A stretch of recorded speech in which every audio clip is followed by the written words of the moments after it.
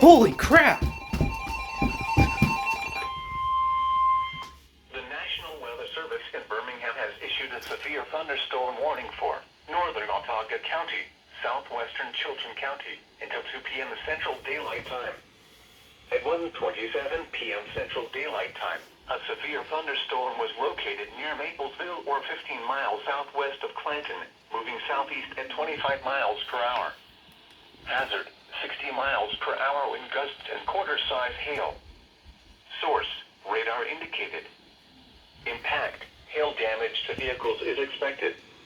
Expect wind damage to roofs, siding, and trees. Locations impacted include Maplesville, Billingsley, Plater, Violet Junction, Arnold, Stanton, and Dawson Mill. For your protection, move to an interior room on the lowest floor of a building.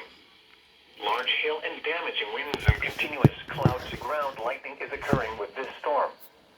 Move indoors immediately. Lightning is one of nature's leading killers. Remember, if you can hear thunder, you are close enough to be struck by lightning. Repeating, a severe thunderstorm warning has been issued until 2 p.m. Central Daylight Time for the following county: Chilton, Alabama,